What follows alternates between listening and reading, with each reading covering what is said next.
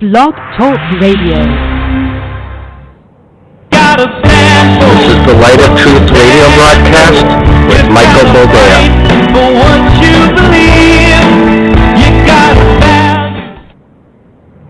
All right, welcome to the program and thank you for joining us. This is the Light of Truth radio broadcast. I am your host, Michael Boldea, and today is December the 19th, 2019. We're coming up on the end of a year, and it's been a busy news cycle. And we have to talk about it because we need to understand some very basic truths here. We need to understand what exactly is going on and what is being attempted. Because I know some of you are apolitical, conscientious observers, if you will, and I'm okay with that. But there are some who claim to be conscientious observers who've been pontificating and demagoguing for the last 3 years about how vile an individual the Orange Man is, and are now celebrating the fact that the House has passed articles of impeachment. Pardon me for saying, you're a hypocrite. Okay, it's not conscientiously observing anything. It's you having such a hatred and such a loathing for a man that you're willing to descend to the depths of the old USSR where you have to prove your innocence. I am sorry, Mr. Trump. Please prove that you are innocent of the crimes that you are accused of. That's not the way it works in America. You don't prove your innocence. They have to prove your guilt. And you know what? They fell short by far.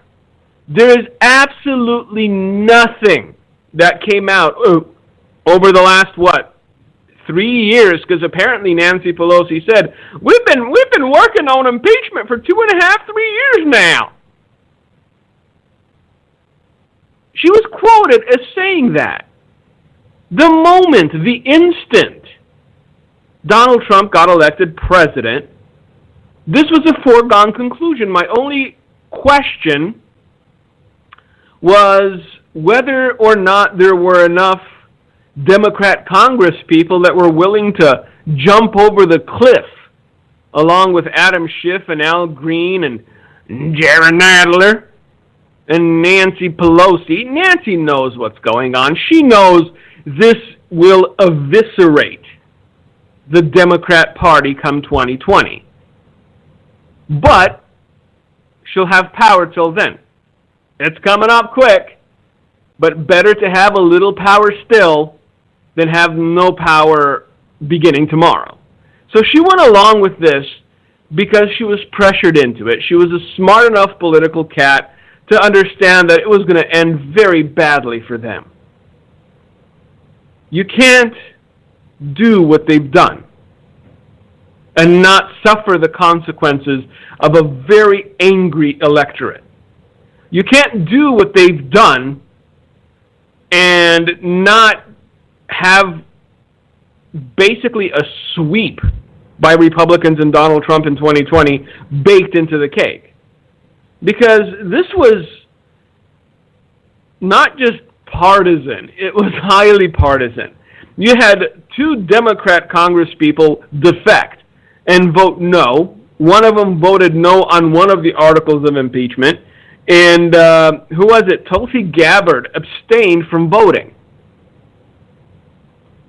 So that whole notion of bipartisanship where there will be so much evidence, comrades, that even the other side will come to us and say, yes, we must vote Orange Man out. But my issue is with all the celebratory tomfoolery by those who purport to be conscientiously observing the politics of America. They are far too clean and righteous souls to dirty themselves with politics or be concerned as to what is happening in the political sphere.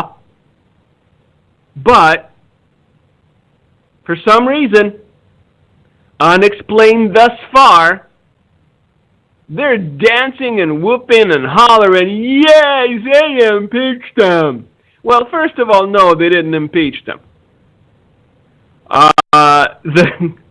The House voted on 2 articles of impeachment, and they passed. This thing is DOA in the Senate. There's no way around it.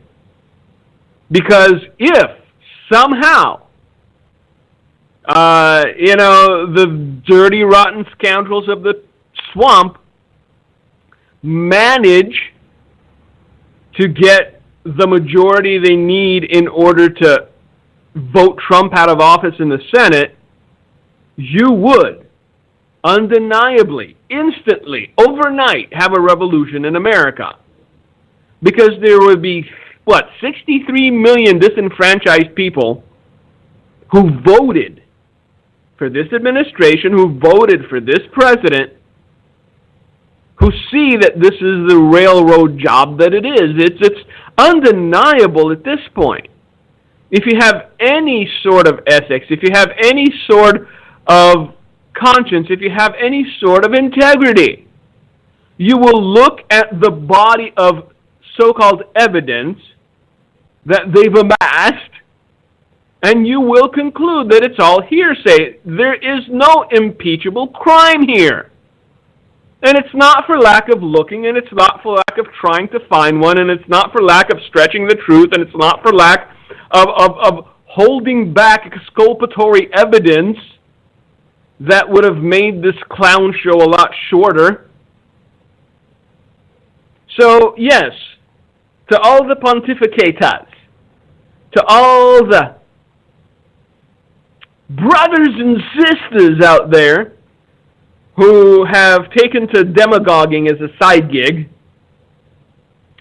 if you were opposed to Donald Trump based on conscientious or your conscience or whatever you tell yourself at night, but are now celebrating the fact that they passed 2 articles of impeachment in the House, you're a hypocrite. It's not about being holier than thou. It's not about your conscience.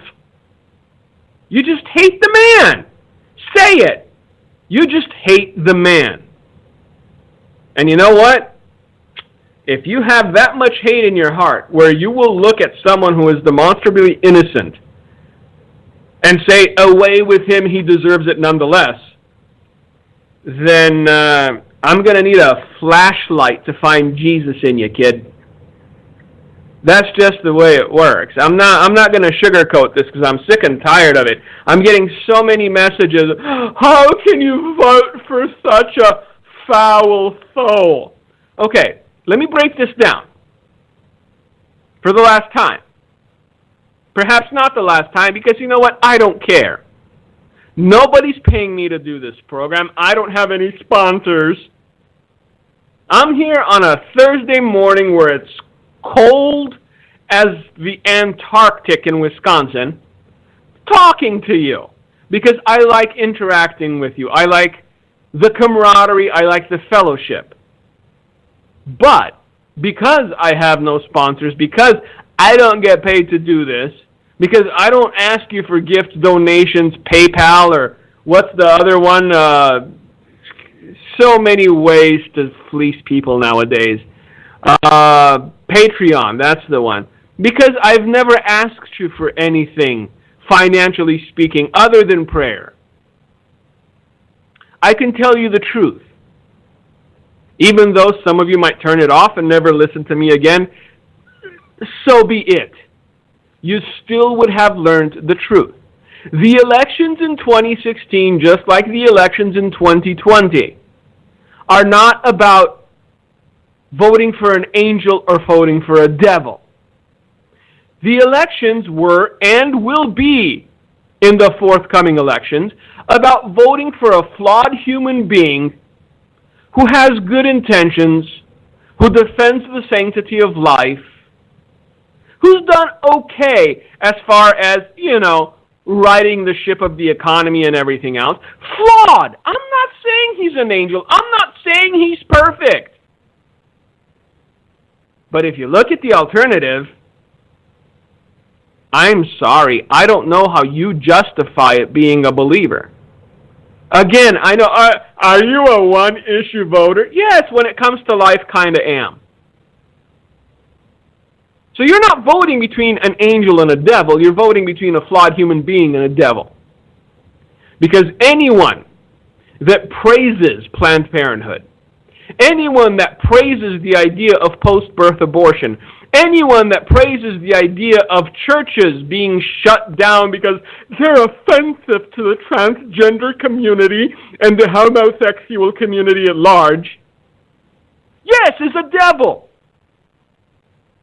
Yes, that person is antithetical to freedom and Christian belief. I'm sorry you don't see it that way, but do a little research for yourself. Stop eating the trash that they're spoon-feeding you every day. And look at the content.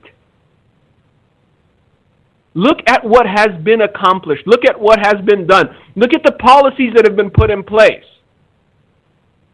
Because when these people say they're for post-birth abortion, you know that in their heart of hearts they're willing to go far beyond that. They're willing to absolutely annihilate any semblance of human decency if their starting off point is, hey, sure, we can kill a baby after it's born as long as we make it comfortable while doing it.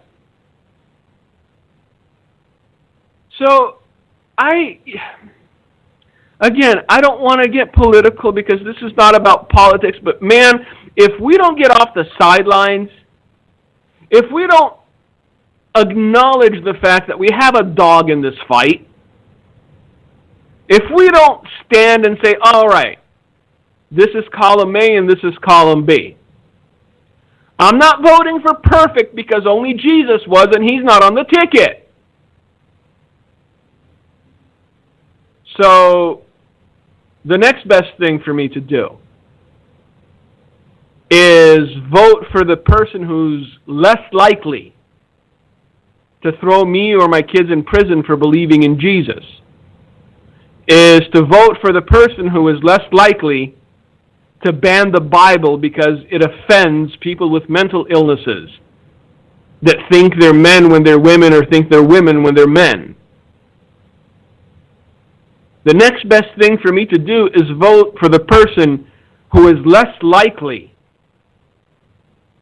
to make the murder of the innocent a wholesale business instantly. You're not voting angel or devil. You're voting flawed human being and devil. And you know what? Even with a flawed human being, I'll take it over the devil himself. That's where we are. Make no mistake about it. These people will not stop. Because now, well, you know, it's going to get shut down in the Senate and that'll be that. You think so? Look, if by some miracle, and it would be a miracle, the House is retained by the Democrat Party in 2020, they will try impeachment over and over and over and over again, hoping that something sticks. Now, I know, well, you know, they have a difference of opinion, and because they differ politically, no, but that's not what it should be. I'm sorry, impeachment shouldn't be a political issue. Impeachment should be the punishment for high crimes or misdemeanors, which have not been committed by this president, which ostensibly can be deemed to have been committed by the previous administration and the previous president. But hey, nobody ever talked about impeachment then. Look, if you're a tax-paying citizen of this country, and I am, I don't get no money back. I'm so sorry. I don't not put anything into the federal coffers and at the end of the year get a check. Because I've told you this before, I'm honest and open about it. I have a side income. I do something to support my family that is not tethered to ministry, because that's the way it needs to be for me. So I can tell you the truth. So I can speak to you openly. So that I don't have to wonder who's not going to support the ministry this month, and am I going to be able to pay myself from the ministry if I say this or that. I do have a side business. It is doing decent. It is doing fairly well. And so guess what? The taxman came a-calling, and I had to pay. Because you give unto Caesar what is Caesar's. So yes, I am a tax-paying citizen of these United States. And you know what?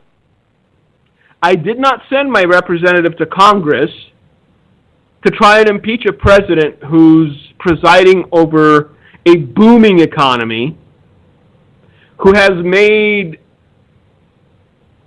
certain choices as far as legislation, as far as laws, as far as support, as far as judges he's appointed, that further the cause of morality and decency. I didn't send them there to try to ankle bite the president for 2 years or 4 years or 6 years or 8 years. I sent them there, and I pay my taxes to pay their salaries in order to represent the people's will.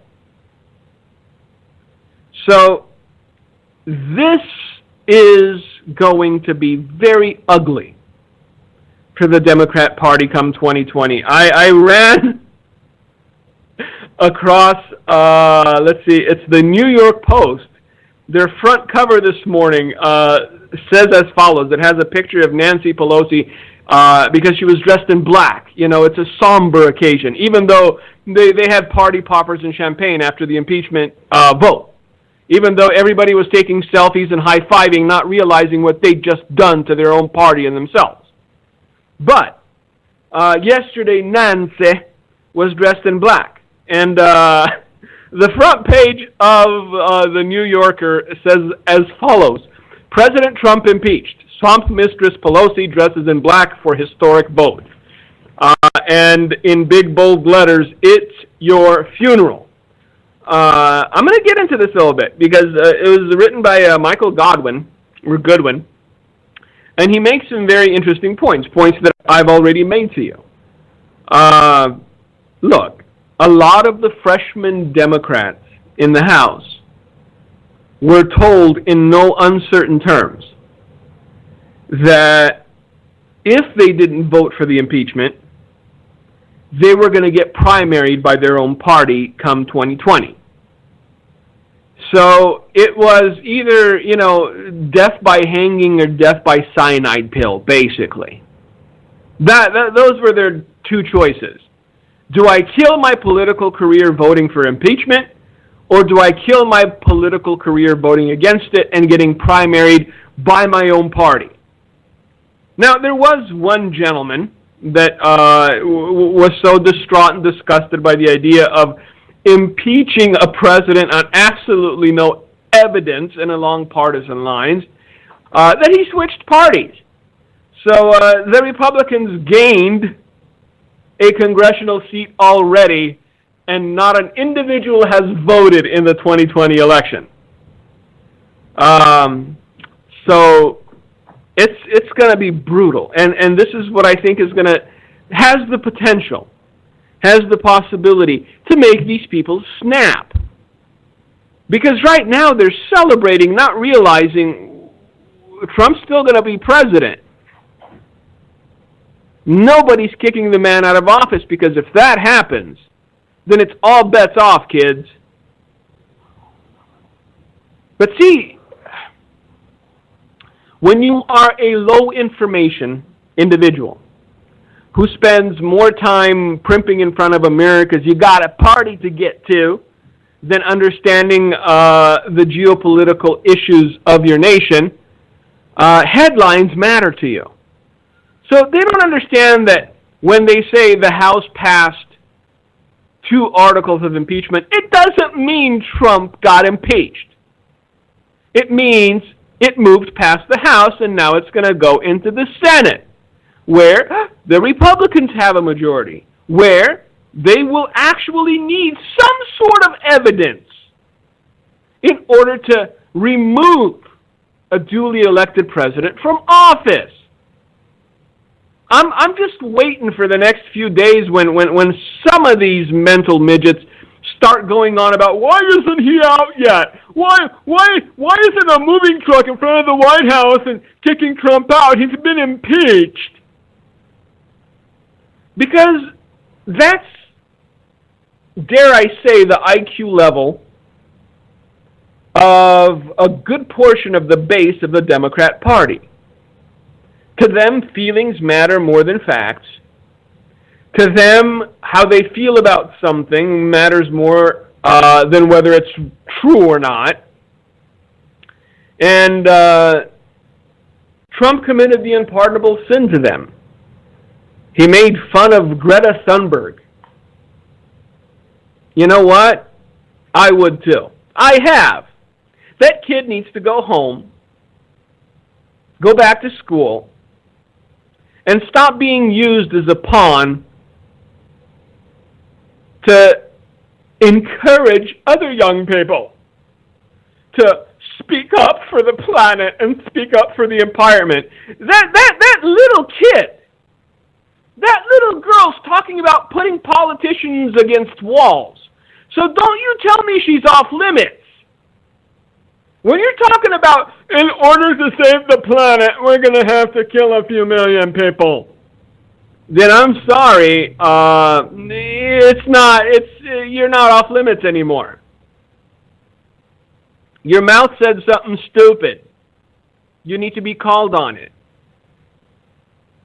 And this is the game the other side plays. Whenever they have no facts on their side, whenever they have nothing to substantiate their arguments with, they go to feelings. You hurt my feelings. You say it's so mean.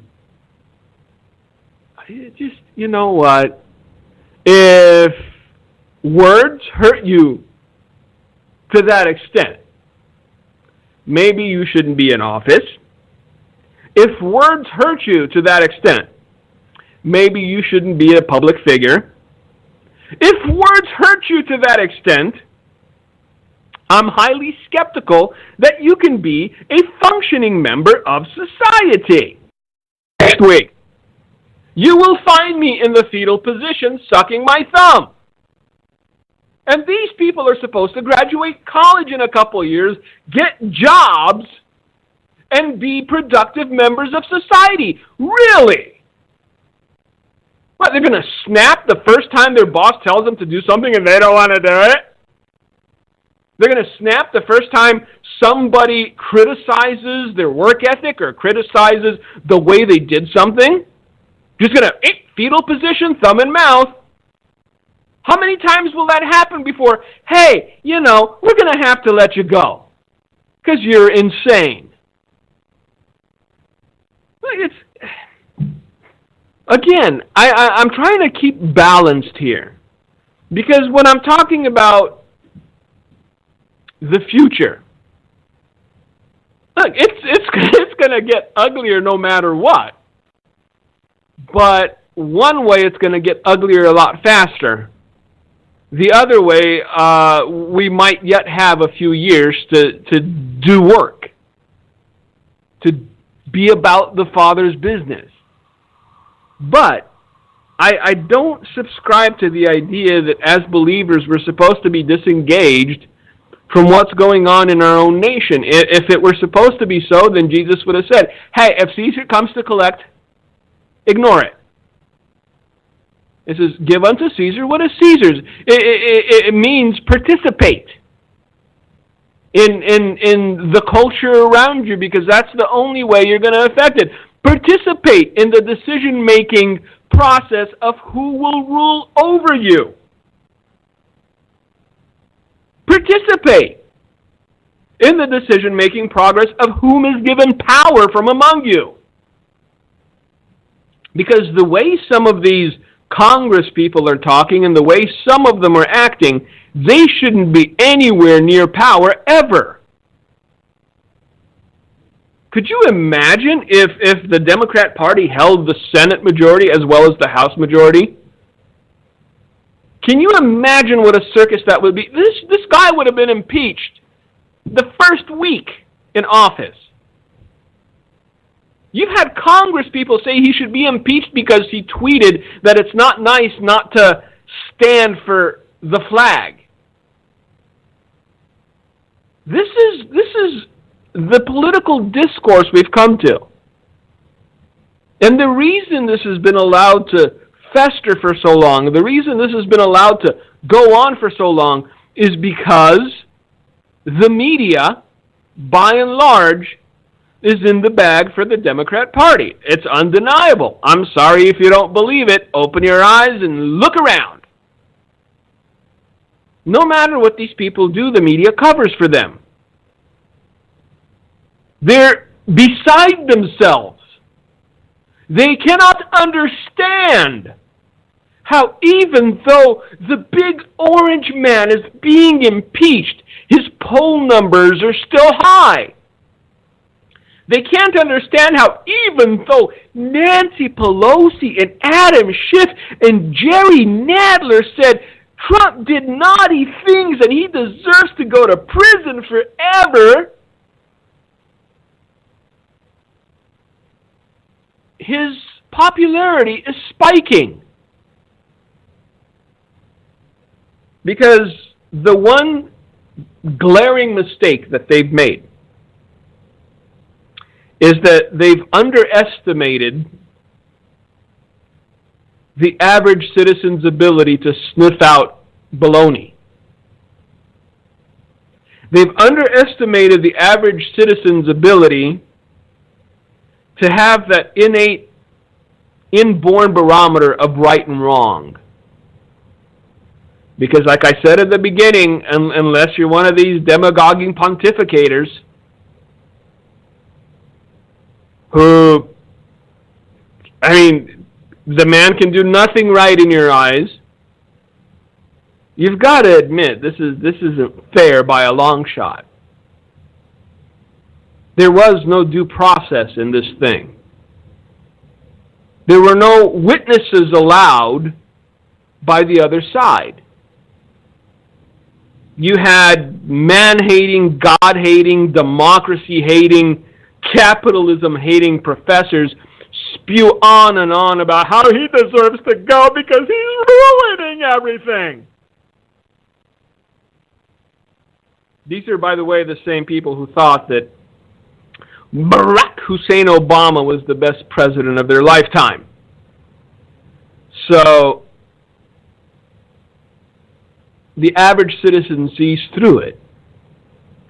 Look, when you're partisan, it shows. When you're partisan, it comes out because you can't contain your hatred. You see, I think Nancy Pelosi dislikes Donald Trump, but I don't believe she hates him. I think she's doing what she's doing because she's a political animal, and that's what political animals do. Now, on the other hand, you look at Gerald Nadler, the man who wears his pants up to his breasts, and you can tell that Jerry Nadler hates Donald Trump. That man would warm his hands over the burning body of Donald Trump while smiling. And the same can be said of Adam Schiff. For some reason, Adam Schiff loathes Donald Trump. Nancy Pelosi, not so much.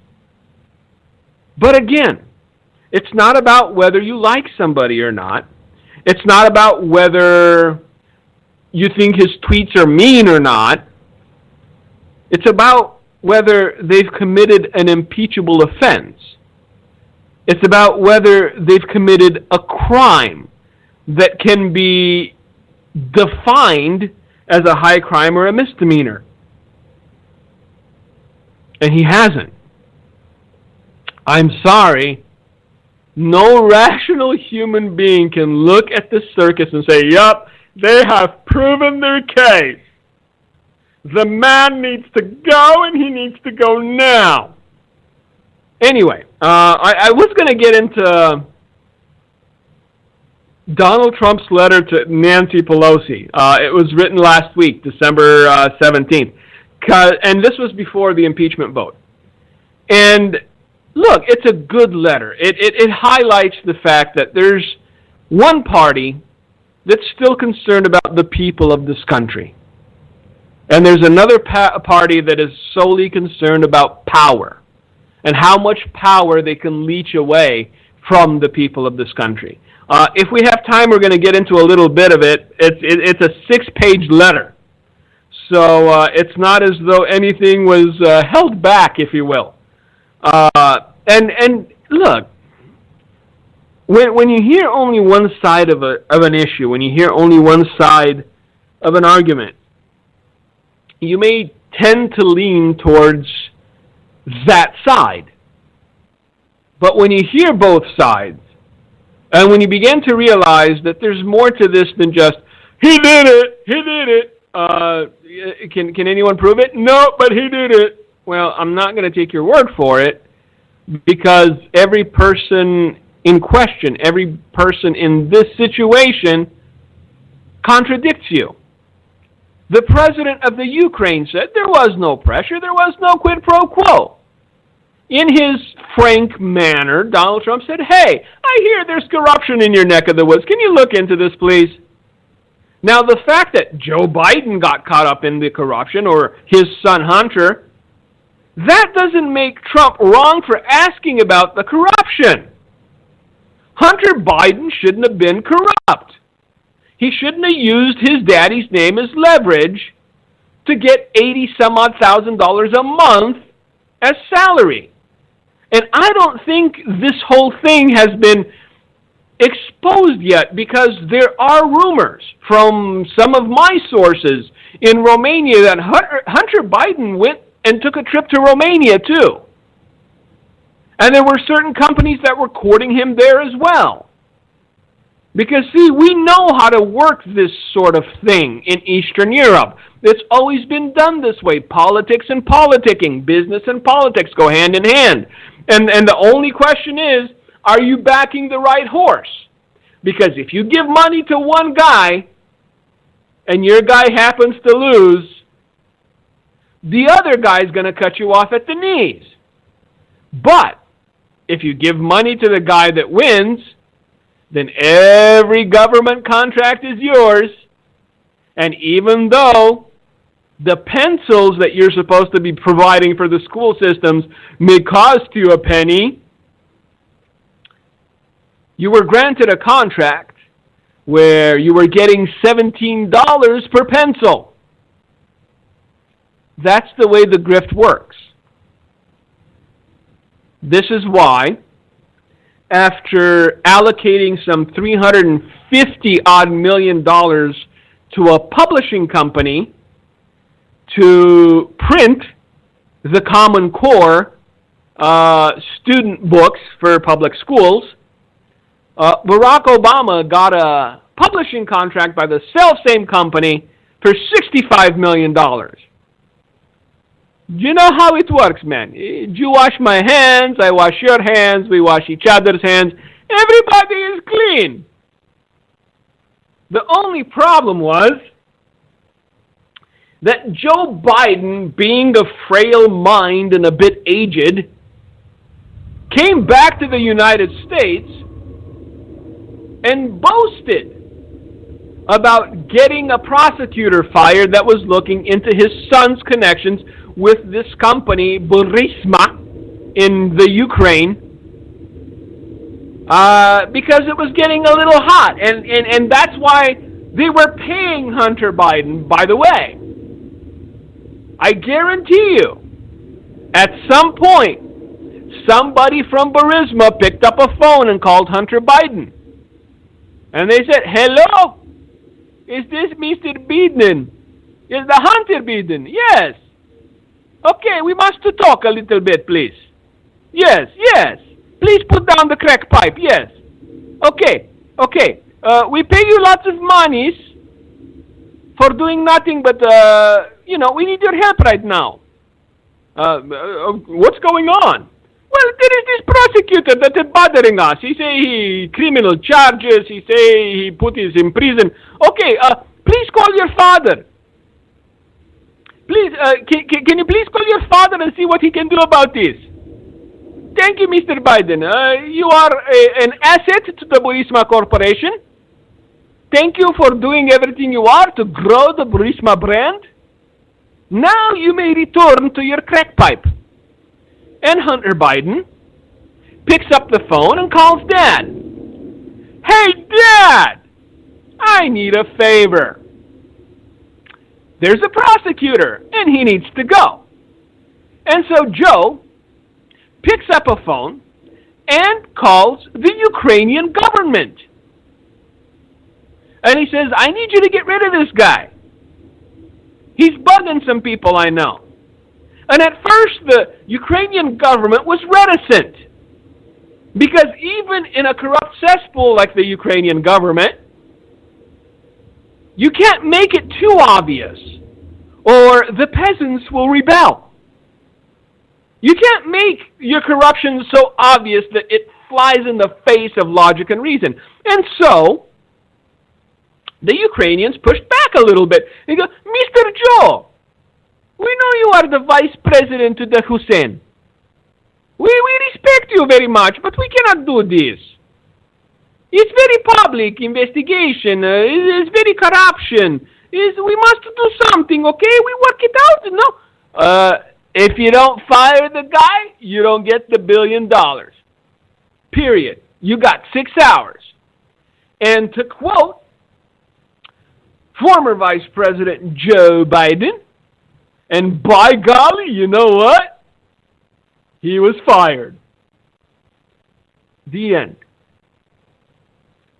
The man bragged about it. It's on tape. You can still find it on the YouTubes.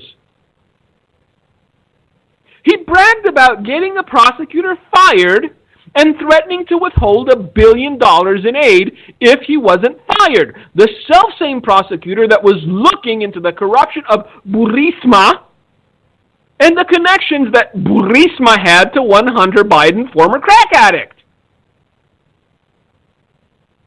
So, remember a while back we talked about the other side accusing you of exactly what they're doing? It's projection. It's projection. But, and somebody said something, and I tend to believe it just because it's coming out how much of a cesspool and a swamp Washington is. But someone said if senators could vote in secret, there would be at least 30 that would vote to impeach Trump. Well, to that I say, thankfully they can't vote in secret. And also, I tend to believe it because a lot of them have their fingers in a lot of pies. Hunter Biden's sweetheart deal with Burisma wasn't unique by any means. The only problem is that Joe blurted out something he ought not to have. He gave us a peek behind the curtain. As someone once said in a different context, he showed us how the sausage is made. You never show somebody how the sausage is made. See, Joe Biden was just dumb. He opened his mouth and bragged about something that should have been kept hush-hush. And this is why we're here. But he's not the only one. And it's not just Democrats. Because if you think people get into government and public service out of selflessness, contact me privately. I have some beachfront to sell you in Arizona. Very cheap, very cheap. People don't do it for those reasons anymore. It's intellectually inferior people who see that they will not be able to succeed in any other area of life that tend to gravitate towards politics.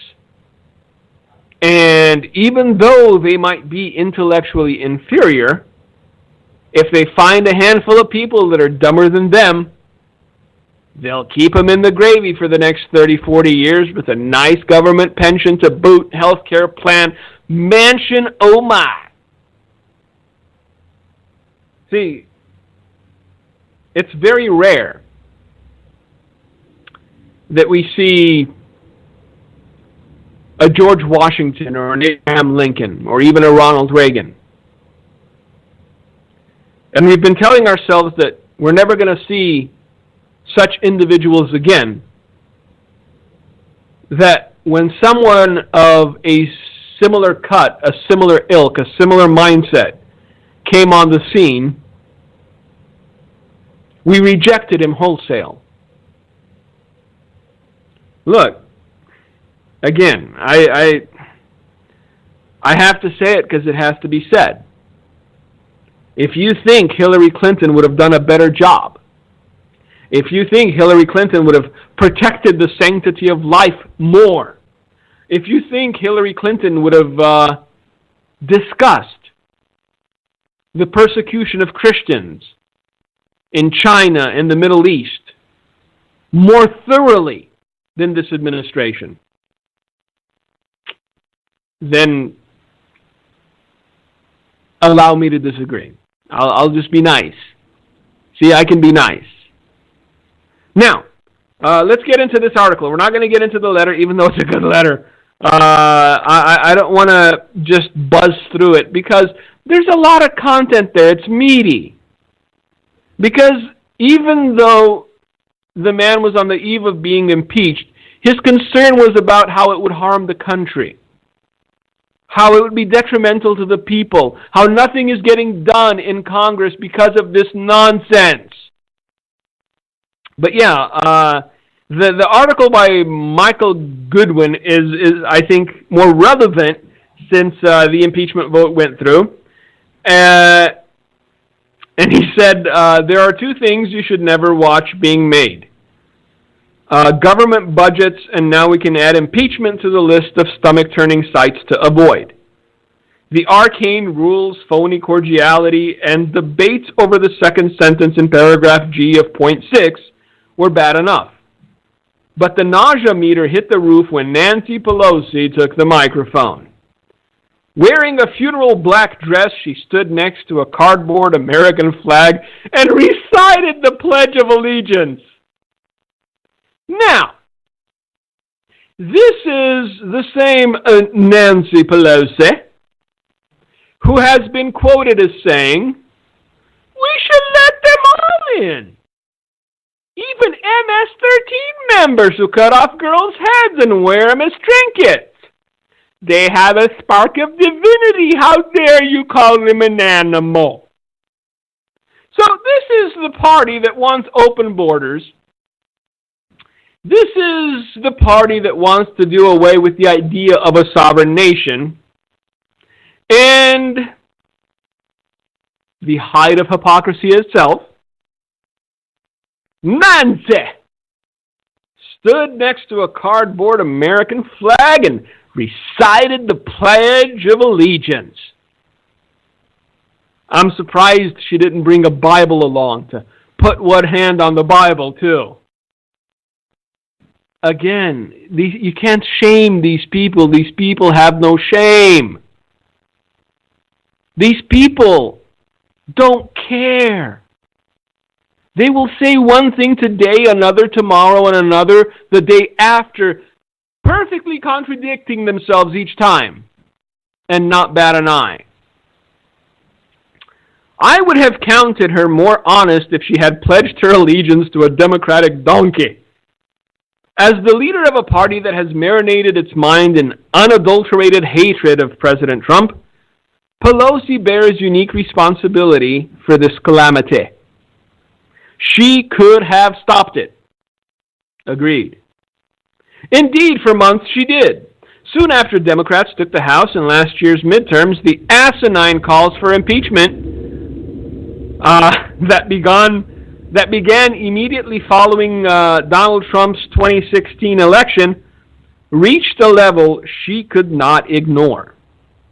Publicly and privately, Pelosi repeatedly and wisely said, "No," arguing it would tear America apart unless there was a bipartisan consensus. There was bipartisan consensus, just not pro-impeachment. Ha ha ha ha. Impeachment is so divisive to this country, or shall we say divisive, that unless there's something so compelling and overwhelming and bipartisan, I don't think we should go down that path, she told the Washington Post in March. The smart bet was that she expected special counsel Robert Mueller to deliver the goods on collusion that would push the public and members of the GOP into the impeachment camp. Then she would be all in. But Mueller came up empty, and at first blush it seemed his finding of no collusion in April would be the end of it. The cloud over Donald Trump was lifted, and surely Washington would get back to a normal level of partisanship. It was not to be. With the end of Mueller only temporarily quieting the Dems' clamor, by about 13 minutes. By early June, the pressure was growing again, with more than 50 of Pelosi's members openly agitating for impeachment and many others in silent agreement. Now, I'm going to pause here and say the following. About 49 of the 50 of Pelosi's members openly agitating for impeachment aren't old enough to remember what happened during the Clinton impeachment to the Republicans. And lest we, compare apples and oranges, William Jefferson Clinton was guilty. He was found guilty. And still, he wasn't impeached in the Senate. Donald Trump did nothing wrong. But 50 of Pelosi's members openly agitated for impeachment. And the only thing Nancy's going to be able to do when this thing blows up in their face like an Acme bomb on Wile E. Coyote is to say, "I told you so," but by then it won't matter. Hopefully they'll be in the minority for the next 50 years, because these people have gone insane. They're certifiable. And the 50 members openly agitating for impeachment want to do away with the rule of law altogether. So the article continues and it says they didn't have honest cause, just raw hatred. Now why?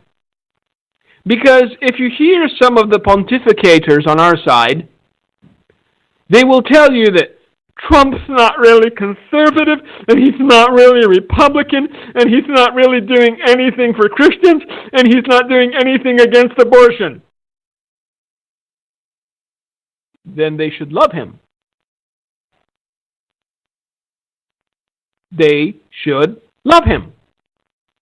The Democrat Party should love Donald Trump if you were really what the demagogues and pontificators are, painting him out to be. Think on that. If he's as bad as the self-righteous of today are saying he is, if he is the devil in an orange wig, why does the Democrat Party hate him so? They would be applauding him. They would be reveling in his presence because it's the devil they serve after all. Do you ever think that through? Now that we've happened upon it, let's dissect it a little bit. If he's such a vile human being, if everything he does is antithetical to morality and goodness and godliness and Christianity, why is he so hated by the Democrat Party? Why would they be willing to slaughter their firstborns just to see him out of office? Good question, isn't it? I know, I come up with those once in a while. Let's continue with the article. Still, the speaker resisted. I don't think there's anything more divisive we can do than to impeach a president of the United States. And so you have to handle it with great care, Pelosi told CNN on June 16th. It has to be about the truth and the facts to take you to whatever decision has to be there. It should by no means be done politically. Behind the scenes, the inter-party civil war raged, with the most virulent Trump haters twisting the arms of those who merely disliked him. The latter group included many of the 31 freshman Dems elected in 2018 in districts Trump had carried in 2016. And as the kids like to say, here, my dears, is the rub. The 31 most vocal anti-Trump individuals come from districts that he won in 2016. And I've said this before, and I'll say it again. He won in 2016 being an unproven, unknowable individual who'd gotten into politics a year earlier. Now he has a track record to run on.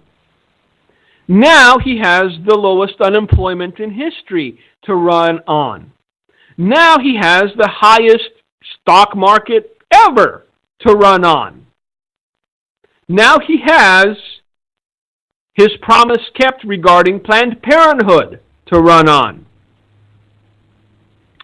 So if he won these people's districts in 2016, he's going to absolutely dominate their districts in 2020. But see, hate makes you myopic, doesn't it? Hate doesn't let you see what's going to happen tomorrow. It's that instant gratification and satisfaction that you got your way today.